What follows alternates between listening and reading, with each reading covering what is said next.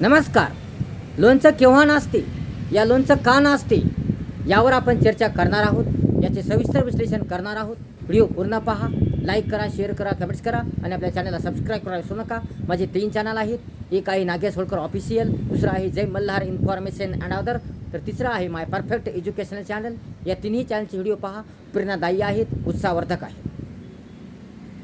तर पाहूया लोणचं का नासते, या लोणचं केव्हा नासते. माता बहिणींनो, तुम्ही तळमळीने, धडपडीने, मेहनतीने, कष्टाने लोणचं घालता, लोणचं करता. त्यात वेळ जातो, पैसा जातो, मेहनत जाते. परंतु एवढ्या मेहनतीने, एवढ्या कष्टाने केलेलं लोणचं जर नासलं तर तुमचा पैसा वाया जातो, वेळ वाया जातो, मेहनत वाया जाते. म्हणून हे लोणचं नासू नये, यासाठी काळजी घेतली पाहिजे. यासाठी व्यवस्थितपणा ठेवावा लागतो, पद्धतशीरपणा ठेवावा लागतो. बाजारातून कैऱ्या आणण्यापासून ते लोणचं होण्यापर्यंतची काळजी घ्यावी लागते. आणि त्यानंतर सुद्धा लोणचं झाल्यावर सुद्धा ते कसं टिकून राहील, वर्ष 2 वर्ष कसं टिकून राहील, याची सुद्धा काळजी घ्यावी लागते. म्हणजे खराब होऊ नये, नासू नये, याची सुद्धा काळजी घ्यावी लागते. म्हणून लोणचं करताना सुद्धा आणि लोणचं झाल्यावर सुद्धा दक्षता, काळजी घ्यावी लागते. व्यवस्थितपणा ठेवावा लागतो, पद्धतशीरपणा ठेवावा लागतो. यात स्वच्छता फार महत्त्वाची आहे. या स्वच्छता, नीटनेटकेपणा, व्यवस्थितपणा फार महत्त्वाची आहे. स्वच्छता ठेवली, नीटनेटकेपणा ठेवला, चांगुलपणा ठेवला तरच लोणचं टिकतं आणि त्या टिकत नाही. म्हणून कैऱ्या आणण्यापासून ते लोणचं होण्यापर्यंत, तेही लोणचं झाल्यावर सुद्धा कसं टिकून राहील याची सर्व काळजी घ्यावी लागते. त्या स्वच्छता फार महत्त्वाची असते. म्हणून लोणचं ज्या बरणीत ठेवता, ती बरणीसुद्धा स्वच्छ, कोरडी असली पाहिजे. तिला हात लावू नये, असं ती व्यवस्थित ठेवली पाहिजे. बाजारातून कैऱ्या आणताना कैऱ्या पाहून आणाव्या लागतात, चांगल्या आणाव्या लागतात. त्या कैऱ्या पिकलेल्या असू नये, त्या कैऱ्या पिकलेल्या असू नये. तर बाजारातून कैरी आणताना कडक असावी, त्याच्यातली कोयसुद्धा कडक झालेली असावी. म्हणून त्या कैरीमधली कोय कडक झालेली असली पाहिजे. म्हणून कैरी ही कडक असली पाहिजे, त्याच्यातली कोय कडक असली पाहिजे, नरम असू नये. म्हणून कडक असलेली कोय अशा कैऱ्या बाजारातून आणा. आणि त्या कैऱ्या आणल्यावर लगेच चिरू नका, तर त्या कैऱ्यावरचा चीक आधी काढून घ्या, आधी चीक काढून घ्या. म्हणून त्या कैऱ्या आणलेल्या कैऱ्या सर्व 8 तास एका मोठ्या पातेल्यात भिजत ठेवा, रात्रभर ठेवा. आणि मग नंतर 8 तास ठेवा, रात्रभर ठेवा. मग नंतर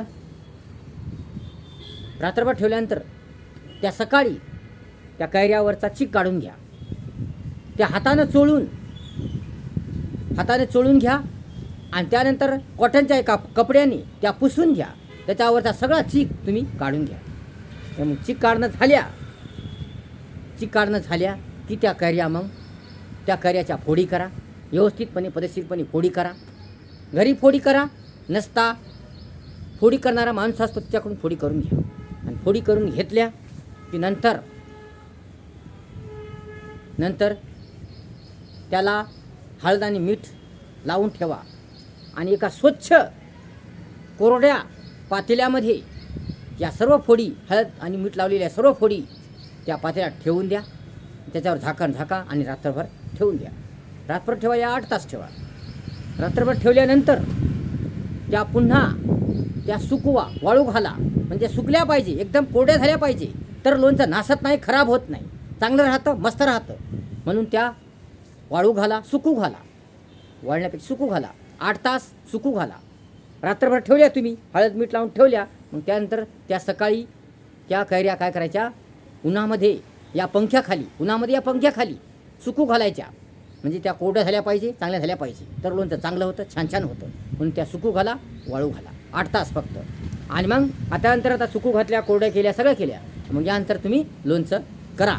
आणि लोणचं झाल्यानंतर सर्व या लोणचं करण्यासाठी सर्व भांडी स्वच्छ असली पाहिजे, कोरडी असली पाहिजे, नीटनेटकी असली पाहिजे, खराब असू नये, ओली असू नये, याची काळजी घेतली पाहिजे. म्हणून पाण्याचा एकही थेंब लागायला पाहिजे नाही. म्हणून त्या भरण्या स्वच्छ असल्या पाहिजे, कोरड्या असल्या पाहिजे. लोणचं करण्याची साधने एकदम स्वच्छ, कोरडी असली पाहिजे, याची काळजी घ्या. आणि आता लोणचं तुमचं झालं, समजा लोणचं तुम्ही केलं आणि लोणचं झालं. आता ते लोणचं तुम्हाला बरणीमध्ये भरायचं आहे. तर ती भरणी ज्याच्यात तुम्हाला भरायचं आहे ती भरणी स्वच्छ असली पाहिजे, एकदम स्वच्छ कोरडी असली पाहिजे. याची काळजी घ्या.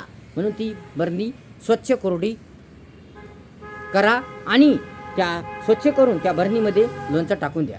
तुमचं झालेलं लोणचं टाकून द्या आणि त्यावर लोणचं टाकल्यानंतर ती भरणी साईडला ठेवून द्या आणि साईडला ठेवल्यानंतर 10-15 दिवस तशीच ठेवून द्या आणि मग लोणचं चांगलं तयार होतं. आणि मग लोणचं तयार झाल्यानंतर तुम्हाला खायचं असेल तर तुम्ही काय करा, पूर्ण भणी काढू नका, तर त्यातलं थोडंफार लोणचं तुमच्या रोजच्या वापरासाठी काढून ठेवा. आणि समजा लोणचं 3 किलो असेल, या 3 किलो लोणचं असेल तर काही अर्धा किलो समजा अर्धा किलो लोणचं तुमच्या खाण्यासाठी वापरू काढून ठेवा. आणि बाकीचं लोणचं मोठ्या भरणीत टाकून ती झाकण लावून ठेवून द्या. तसंच त्याला हात लावू नका, काही लावू नका, म्हणजे लोणचं खराब होणार नाही. कारण त्याला जर हात लावले तर लोणचं खराब होते. म्हणून लोणचं हाताने घ्यायचं नाही, चमच्याने घ्यायचं. म्हणून कारण लोणचं खराब होणार नाही. आणि ओल्या जागेत ठेवायचं नाही, कोरड्या जागेत ठेवायचं. एकदम चांगल्या स्वच्छ कोरड्या जागेत लोणचं ठेवून द्यायचं. आणि मग काही खाण्यासाठी काढायचं आणि बाकीचं सगळं लोणचं एका भरणीमध्ये झाकण लावून ठेवून द्यायचं. जसं लागलं तसं ते घ्यायचं आणि हात लावायचा नाही, हातानं लोणचं घ्यायचं नाही. हातानं लोणचं घेतलं तर खराब होतं. भाकरीच्या तुकड्याने, चपात्या तुकड्याने हातानं लोणचं घ्यायचं नाही, तरी खराब होतं आणि मग नाचतं, खराब होतं. म्हणून लोणचंची काळजी घ्यावी लागते. आता हे लोणचं वर्षभर कसं टिकून राहील याची काळजी घ्यावी लागते. म्हणून त्याला पाण्याचा थेंब लागता कामा नये, आपला हात लागता कामा नये, भाकरीचा तुकडा लागता कामा नये आणि चपाती तुकडा लागता कामा नये. म्हणून तिला चमच्याने घ्यायचं. आणि आपल्या खाण्यासाठी काढलेलं लोणचंसुद्धा, आपण जे खाण्यासाठी काढले ते लोणचंसुद्धा चमच्याने घ्यायचं. हात लावायचा नाही, त्याला बोट लावायचा नाही, भाकरी तुकडा बुडवायचा नाही, चपाती तुकडा बुडवायचा नाही. म्हणून चमच्याने ते लोणचं घ्यायचं. आणि मग जेव्हा ते संपल तेव्हा मग आपण ज्या भरणीमध्ये लोणचं भरून ठेवलेलं आहे त्यातलं थोडं काढायचं, चमच्यानं, बरं हातानं नाही, काढायचं. आणि मग असं करत तुम्हाला जसं लागेल तसं लोणचं घ्यायचं. अशा प्रकारे असे जर काळजी घेतली तर तुमचं लोणचं टिकून राहील, वर्ष टिकून राहील, चांगलं राहील, मस्त राहील. आणि मग तुम्हाला लोणचं केल्याचा पस्तावा होणार नाही, तर आनंद होईल. म्हणून तुमचं लोणचं नासणार नाही, तुमचं लोणचं खराब होणार नाही. लोणच्याच्या बाबतीत अफवा आहेत की कोणाचे हात चांगले आहेत, कोणाच्या हातानं लोणचं चांगलं होतं, या फल्याने बिस्तांच्या हाताने चांगलं, तसं नाही. त्याची काळजी घ्यावी लागते.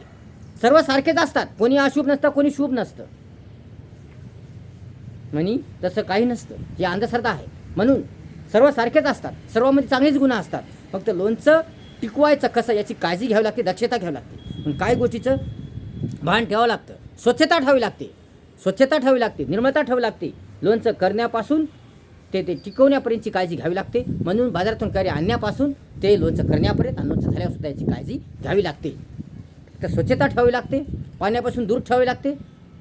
आपले हात त्याच्यात बुडवायला जमत नाही, भाकरीचा तुकडा बुडवायला जमत नाही, चपाती तुकडा बुडवायला जमत नाही. म्हणून व्यवस्थितपणा, पद्धतशीरपणा ठेवावी लागते आणि स्वच्छ कोरड्या भरणीत ते ठेवावी लागते. म्हणून शुभाशुभ काही नसतं की या माझ्याच्यानं लोणचं चांगलं होत नाही, हा एक समज आहे, गैरसमज आहे. म्हणून गैरसमज काढून टाका. फक्त स्वच्छता ठेवा, नीटनेटकेपणा ठेवा, व्यवस्थितपणा ठेवा. तुमचं लोणचं नासणार नाही, खराब होणार नाही. म्हणून व्यवस्थितपणा, पद्धतशीरपणा ठेवा, स्वच्छता ठेवा, तर तुमचं लोणचं खराब होणार नाही. म्हणून एकमेकाला दोष देऊ नका की तुझ्या हातानं लोणचं खराब झालं, माझ्या हातानं लोणचं खराब झालं. मग स्वतःला या दुसऱ्याला दोष देऊ नका, कारण या गैरसमज आहेत, भ्रम आहे. मग कोणाच्या हाताला लोणचं खराब होत नाही आणि कोणाच्या हाताने चांगलं होत नाही. हे शुभाशुभ काही नसतं, हे असं काही नसतं. फक्त लोणचं करण्यामध्ये व्यवस्थितपणा असला पाहिजे, पद्धतशीरपणा असला पाहिजे, स्वच्छता असली पाहिजे, निर्मळता असली पाहिजे, भान ठेवलं पाहिजे, सावधानता ठेवली पाहिजे, सतर्कता ठेवली पाहिजे, काळजी असली पाहिजे, चिंता असली पाहिजे. तरच लोणचं चांगलं होतं, छान होतं, सुंदर होतं.